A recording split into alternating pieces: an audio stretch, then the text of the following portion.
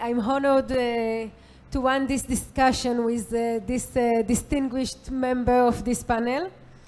The session will look at the trends, innovation, and the latest developments in the field of blue economy and marine infrastructure, shipping, and tourism.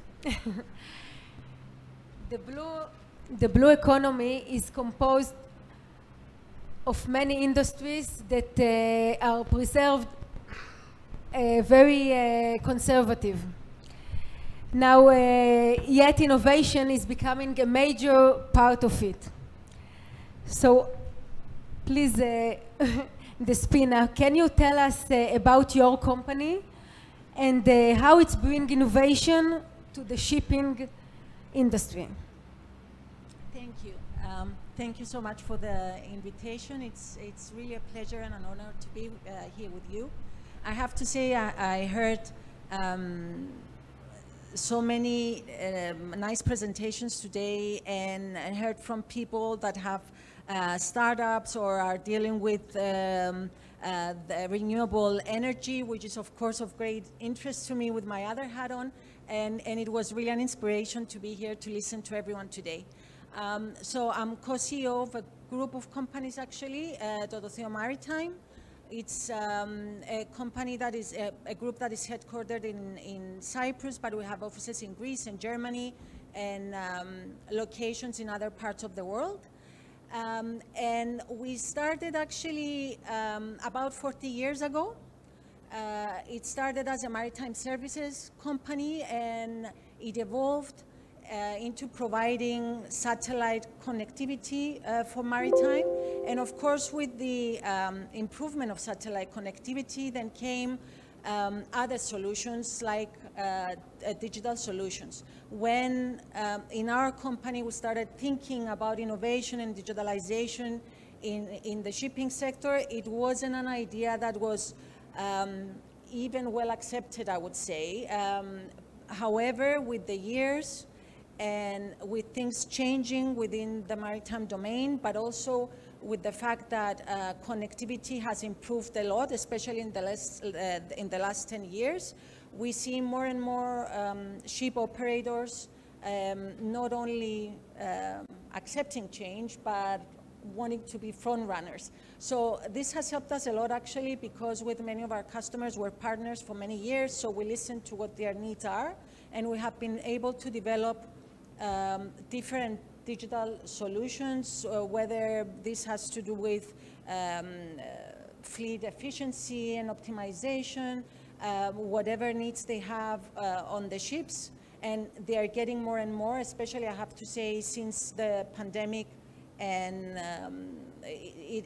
the need for digitalization has grown a lot.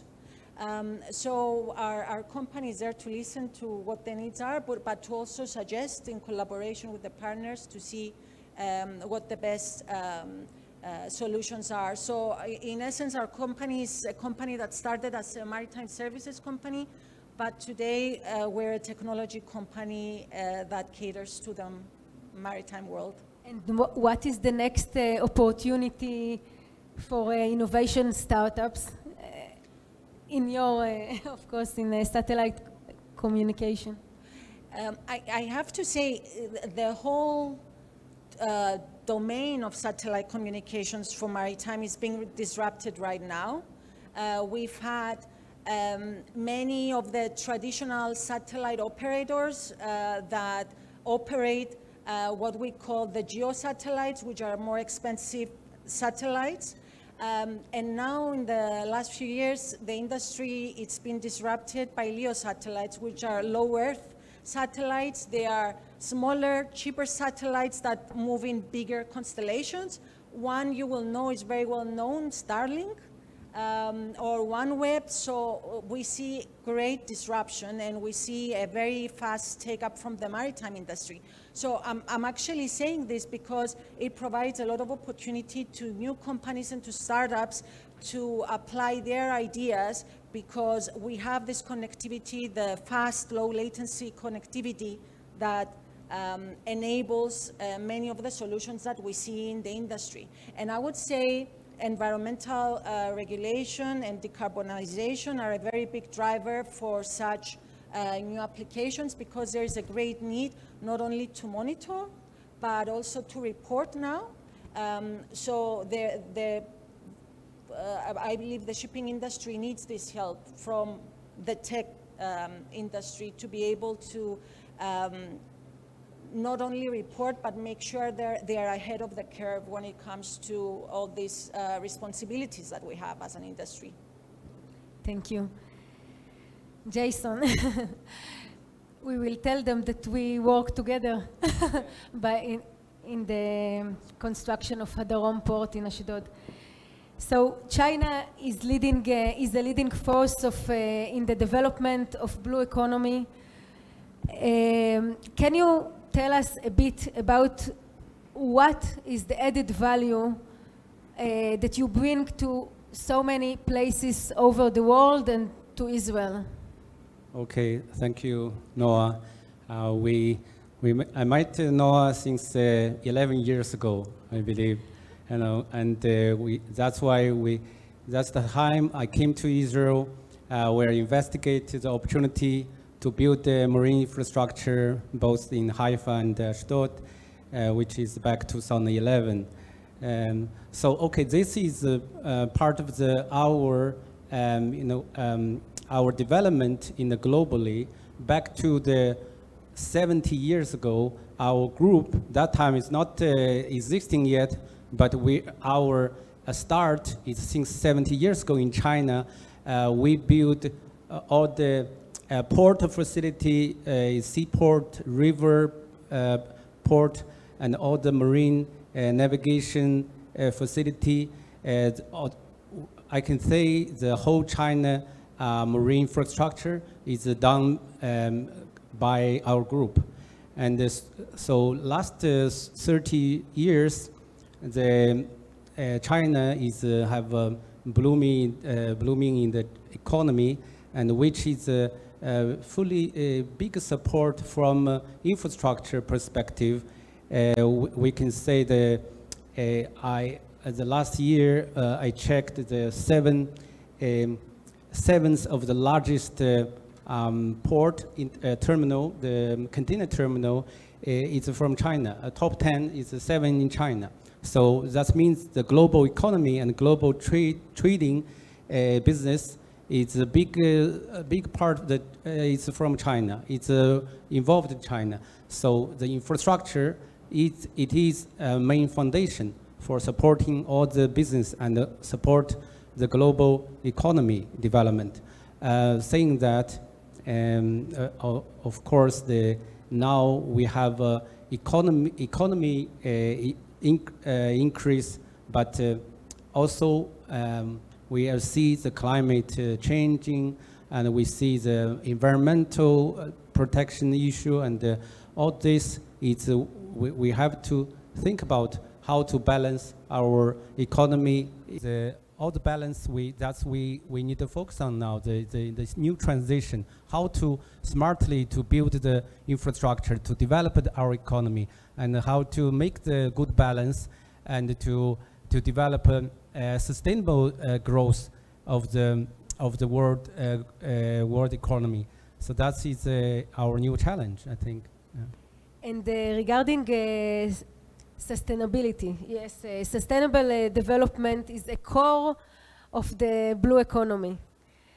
So can you share with us example of how that integrated in your project, in your company? Yeah, this the new trend of the blue economy, and this big come from the climate change. We are take care of our Earth, our planet.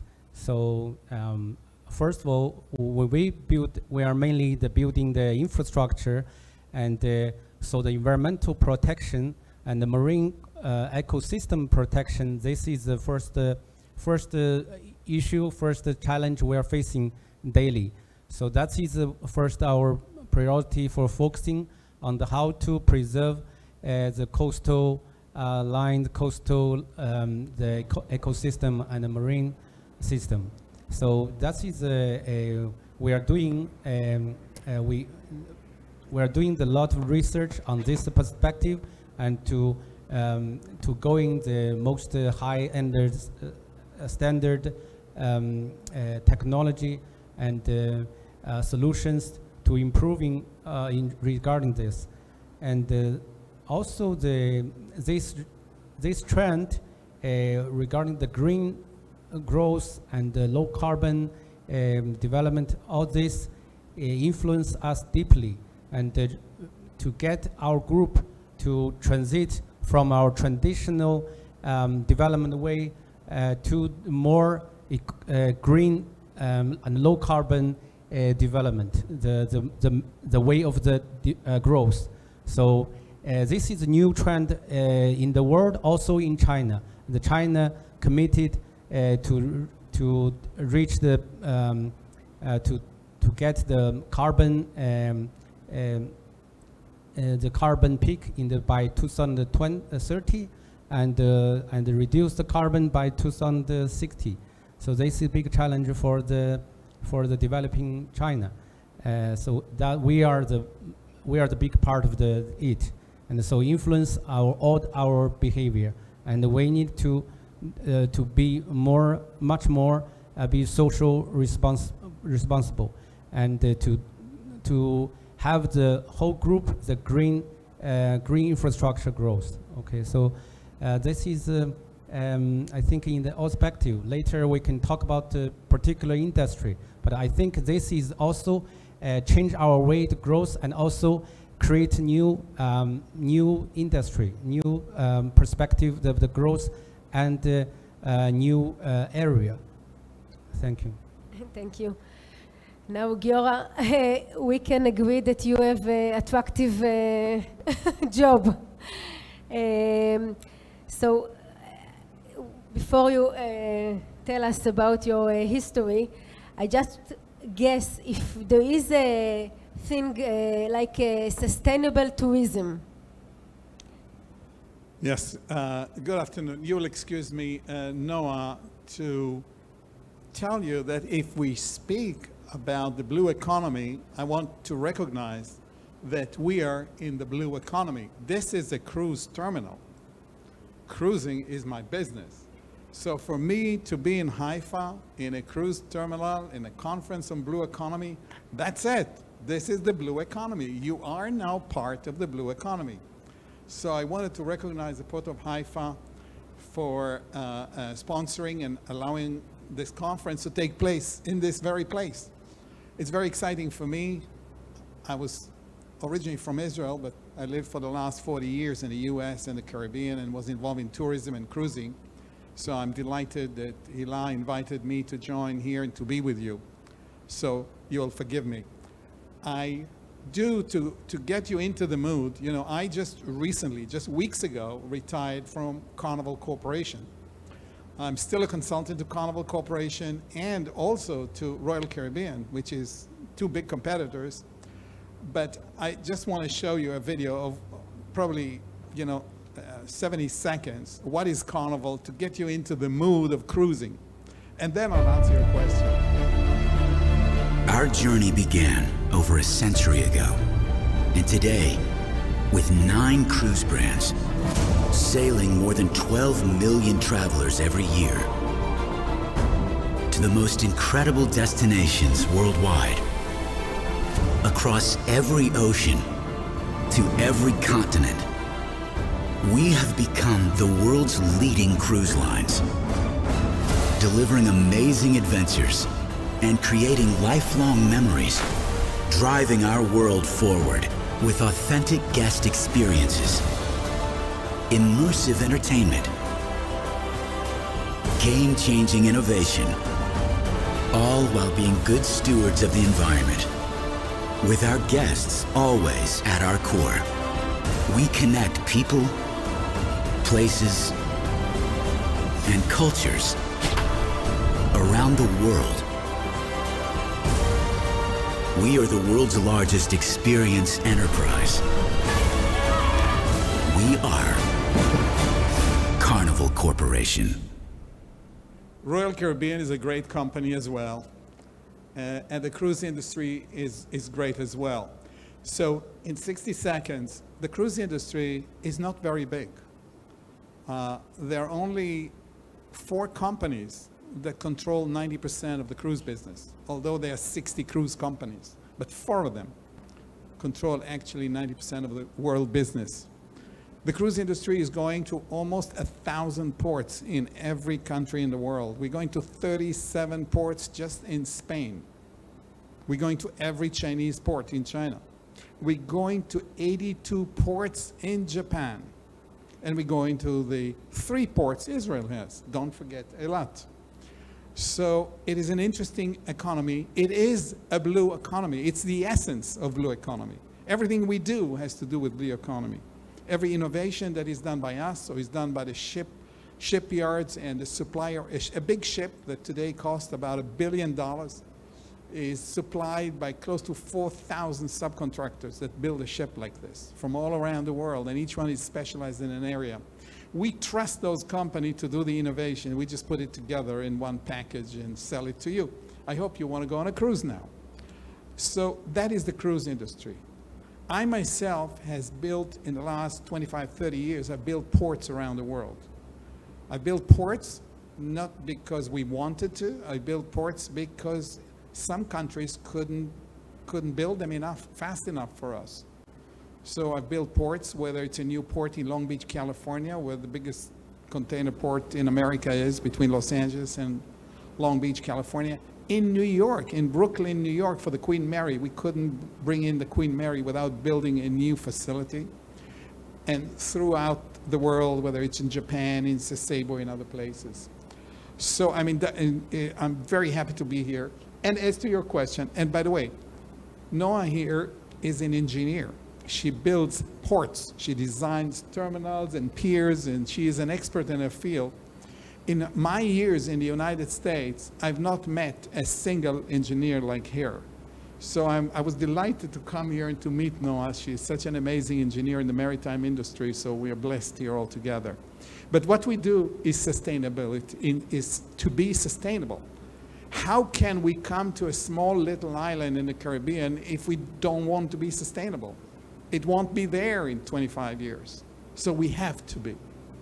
We have challenges. We have issues with marine fuels, for example. What will we burn now? Think about it. It took 4,600 years to go from sailing on the Nile by the pharaohs to 1819, where the first piston coal-burning ship was invented. And from there, it took another 100 years until we have a diesel electric. And only in 2018 we ever used LNG on a cruise ship. Now we suddenly have 25 different fuels coming on us from every direction, shore power and everything. So we're in a very exciting yet great opportunity for maritime fuels as well. So I know I spoke a lot. I give it back to you. Thank you. So the last question for all of you. Can you suggest some hot topics for the new blue economy startups that are here? I can start. I ask and I start, because I think that artificial islands, especially in Israel, our tiny country, maybe also in Cyprus, this should be the next development. It for sure will be offshore development. So this is my suggest topics, but please, I want to ask all of you. I think about this topic, offshore, the facility, especially the airport.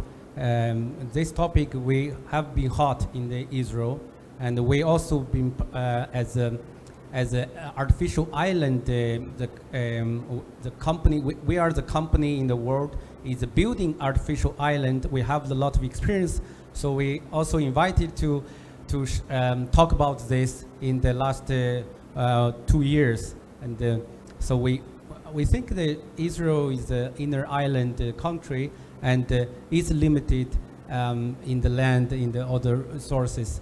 It is good idea to, to go intend somewhere in the for the artificial island to build the facility or airport, seaport already done to new seaport and the airport and the other artificial island. It's a very considerable idea, but the technology of this is very challenging because the land in the sea involve the environmental challenge, and also the cost, how to be very cost effective and to preserve the marine system. This is a big challenge. So I think there's a lot of new technologies should be to deeply do the research to come to this field and to support our green development.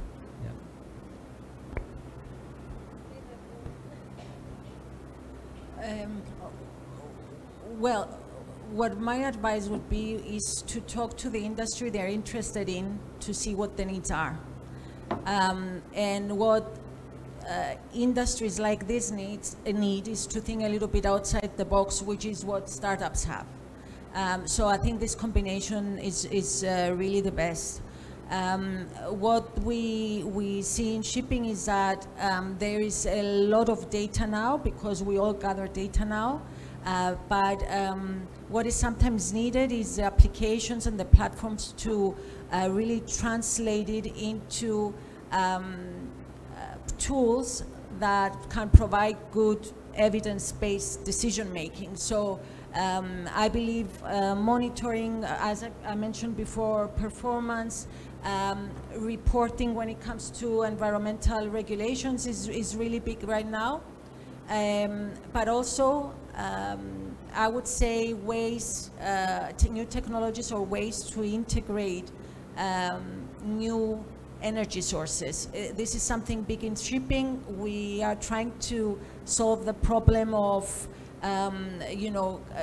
getting all the environmental goals, but there's really no way so far. We don't have the ability. So I believe with technology, that's the only way that we will be able to find the many solutions that will be needed to reach those goals. Because one solution, how it stands now, will not be enough. I think the opportunity for investors, for innovation in the cruise industry, which is the maritime industry, is in maritime fuels. That's it. There are so many words like biofuels and methanol and ethanol and all these. There are 32 of them. And I think that we don't know where we're going. And to be totally greenhouse free, we need to find a solution which does not exist. This is the #1 opportunity for innovation. So thank you very much, all of you.